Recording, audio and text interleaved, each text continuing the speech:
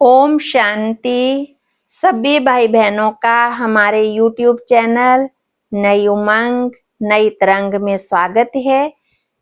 आज हम बात करते हैं भोजन के ऊपर। कितने प्रकार के भोजन होते हैं और उस भोजन का हमारे जीवन के साथ क्या संबंध है। कहते हैं जैसा अन्न वैसा मन। जैसा आहार होता है वैसा ही विचार होता है, वैसा ही हमारा व्यवहार होता है। जैसा पानी वैसी वाणी, जैसी दृष्टि वैसी वृत्ति। अनेक कहावत कोटेशंस हम अक्सर सुनते हैं, परंतु ये कटु सत्य है। इसका हम बहुत पुराने टाइम के जो शास्त्र हैं या हर धर्म के जो शास्त्र हैं उनके अंदर 3 प्रकार के भोजन के बारे में बताया गया है। खाना तो है, लेकिन क्या खाना है, कैसे खाना है, कितना खाना है और खाने का भोजन का हमारे मानसिक स्वास्थ्य के ऊपर क्या असर पड़ता है, इसको जानना बहुत बहुत ज्यादा जरूरी है। आज हम देखते हैं कि 3 प्रकार का भोजन हमारे शास्त्रों में बताया है। सात्विकन, राजसन और तामसिकन। अब सात्विकन ग्रहण करते हैं तो हमारा मन सात्विकता की तरफ जाता है। राजसन अगर ग्रहण करते हैं या उसको भोजन को जो फ्राइड होता है अगर वो खाते हैं तो उससे हमारे को सुस्ती या आलस्य आता है या अनेक प्रकार का जैसे मोटापा आना या अनेक प्रकार का एक हेल्दी जैसा अच्छा जैसा महसूस ना होना, इस प्रकार का हम सभी अनुभव करते हैं। और तीसरी प्रकार का जो अन्न है वो तो आप जानते हैं कि जब भी कोई किसी भी धर्म को ले लीजिए, कोई पाठ है, कोई पूजा है या कोई भी ऐसा सात्विकता वाला काम है, अगर घर में कुछ इस प्रकार का रखा है तो उसमें हम लहसुन और प्याज तक भी नहीं डालते हैं।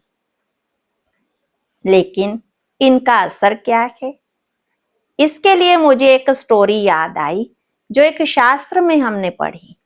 उसमें आप सभी भी उसके बारे में अनेक बार सुन भी चुके होंगे कि एक जंगल में एक गुफा में एक सन्यासी रहते थे और वो बहुत तपस्या करते थे।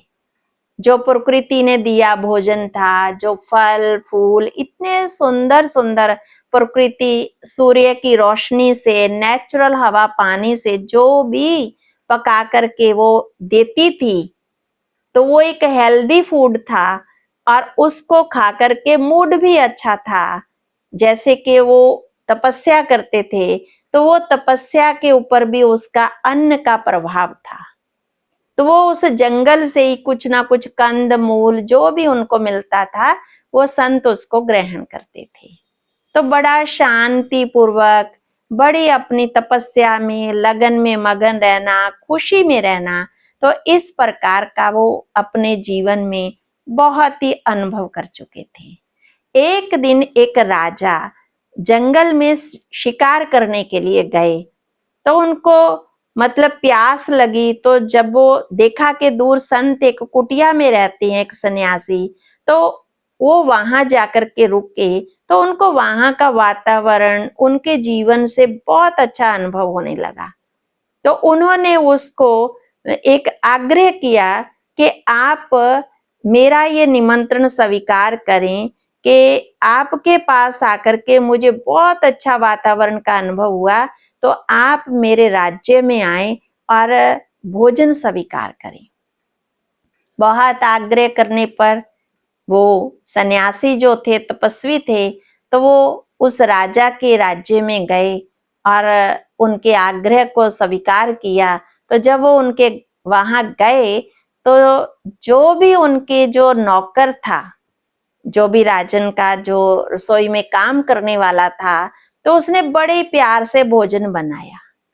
लेकिन उसके सामने एक रानी का हार पड़ा हुआ था, बड़ा सुंदर 9 लखा हार उसकी नजरों में था। तो भोजन बनाते बनाते उसकी वृत्ति में आया कि ये सब तो बिजी हैं, और वो भोजन भी बना रहा था कि आज मौका मिलते ही इस हार को मैंने ले लेना है, चुरा लेना है। तो वृत्ति जैसी वृत्ति में भोजन बन रहा था, तो उसने बहुत अच्छे से भोजन बनाया, खिलाया, सब कुछ हो गया। तो वो वहां से विदाई लेकर के अपनी कुटिया में वापस चले गए। अब वापस गए तो उनको बहुत बेचैनी, उनका मन ना लगे, और जैसे एक घबराहट सी फील होने लगी जब जब वो तपस्या में बैठे, कि उनको समझ ना आए कि ऐसा क्या हुआ है, कि आज मेरा मन कभी भी ऐसा नहीं हुआ, क्यों विचलित हो गया। तो आखिर क्या हुआ कि वो वापस राजन के पास आए। तो उनकी बुद्धि में एक बात आई, उन्होंने पूछा कि राजन, आज भोजन किसने बनाया था? उन्होंने कहा कि एक रसोइया था, हमारे जो काम करने वाले थे उन्होंने बनाया। तो उन्होंने कहा आप उनको बुलाएंगे, मैं उनसे मिलना चाहता हूँ। तो कहा हाँ क्यों नहीं, क्या हुआ? नहीं, मैं उनको बताना चाहता हूँ।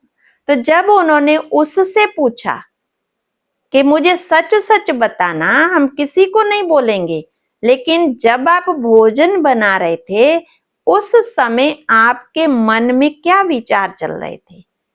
तो उन्होंने सच बताया कि महात्मन, मेरा विचार चल रहा था कि मैं रानी का आज हार चुराऊंगा।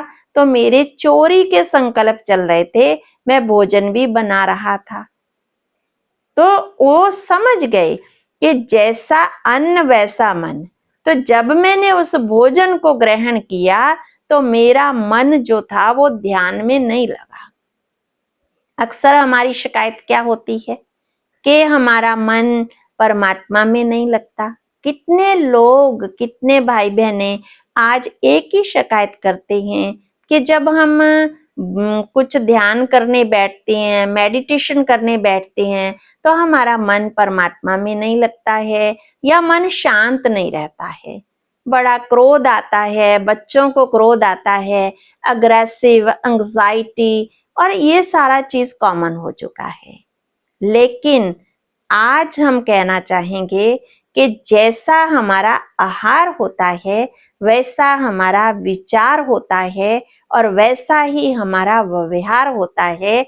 इसको हम जरूर कहते हैं कि आप प्रैक्टिकल करके देख लीजिए कि सात्विक अन्न को अगर आप ग्रहण करते हैं, सात्विक अन्न माना जिस विचारों के साथ भोजन पक रहा है। आज भोजन बनाने वाले की मन की स्थिति क्या है? या तो उसको कमाई के या अन्य इधर उधर की बहुत सारा दिन हम बात सुनते हैं, कोई किसी की चुगली, निंदा, लड़ाई झगड़ा, और क्या क्या कुछ चलता है। इधर हम कड़छी चला रहे होते हैं और मन में किसी अलग प्रकार की कड़छी बज रही होती है। तड़के के साथ बातों का तड़का भी लग जाता है। तो क्या होता है? तो उसका प्रभाव हमारे मन पर आता है। तपस्या का मतलब ये नहीं है कि हमें बैठ करके कोई तपस्या करनी है। तपस्या का मतलब है कि हमारा अंग अंग शीतल हो जाए। ब्रह्म ज्ञानी सदा नरलेप, जैसे जल में कमल अलेप, बोला जाता है। गुरु ग्रंथ साहब के अंदर लिखा हुआ है, गुरबानी कहती है। तो जैसा हमारा आचरण है, उसका जो पीछे का हम ध्यान दें कि पीछे में जो भी हमारा कर्म है वो सही है। जो आज प्रकृति माँ हमें इतने प्यार से वो भोजन पका के दे रही है, उसको अगर हम पका के भी ले रहे हैं, खाना बना रहे हैं, तो कहते हैं उसको सिमरण करो, परमात्मा को याद करो। मेरे को याद है कि बचपन में गुरुद्वारा साहब में पाठ होता था, और उस समय लोग अपना भोजन बनाते थे तो उसका परमात्मा का, गुरबाणी का सिमरण करते हुए, सुनते हुए इतना एक अलग वातावरण होता था। हम छोटे होते देखते थे। तो उस अन्न जो वो अन्न पकाया गया उसका जब हमारे पेट में जाता है वो भोजन, तो हमारा वैसे ही मन तृप्त हो जाता था। बड़ी खुशी होती थी उस भोजन को करके। और सबके मन, इतने जॉइंट फैमिलीज होती थी, लेकिन सबके मन बड़े शांत रहते थे। इसीलिए आज मैं ये मैसेज आप तक पहुंचाना चाहती हूँ, जिसको सिर्फ प्रवचन के रूप में आप सबने नहीं लेना, लेकिन एक्सपेरिमेंट करके देखना, इम्प्लीमेंट करना कि हम अपने भोजन पर खास ध्यान दें। बीमारी भी नहीं लगेगी और मन भी स्वस्थ होगा, और सात्विक अन्न ग्रहण करेंगे। सात्विक भोजन, जिस भी प्रकार से आप सिमरन करते, प्रभु को याद करते, कोई निंदा नहीं, कोई परचिंतन नहीं, प्रदर्शन नहीं, परमत नहीं, किसी भी बात को नहीं लेना। भोजन एक ऐसी औषधि बन जाएगा जिससे आपके तन व मन के रोग तक समाप्त हो जाएंगे। और बड़ा थोड़ा भी खाएंगे तो मन तृप्त और खुश हो जाएगा, और परिवार का वातावरण भी बदल जाएगा। तो हम कभी कभी बच्चों में कसूर तो निकालते हैं कि बच्चे गुस्सा करते हैं, बच्चे बहुत इरिटेट होने लगे हैं, आजकल क्रोध बहुत बढ़ गया। लेकिन हम अपने ऊपर ध्यान दिया कि क्या जो बच्चों को भोजन जा रहा है, या जो भी हम पका रहे हैं, सब्जी काटने से, खरीदने से लेकर के, क्या हमारा ध्यान उस परमात्मा की तरफ रहा? अगर नहीं रहा तो आज से आप करके देख लीजिए, तो आपको पक्का इसका रिजल्ट बहुत अच्छा मिलने वाला है। और अगर इसका आपको रिजल्ट मिलता है तो प्लीज कमेंट्स कीजिए, अच्छा लगे तो इस चैनल को सब्सक्राइब कीजिए, लाइक कीजिए और औरों को भी शेयर कीजिए, ताकि सभी को इसका फायदा हो सके। फिर मिलते हैं अगले एपिसोड में। ओम शांति। शुक्रिया।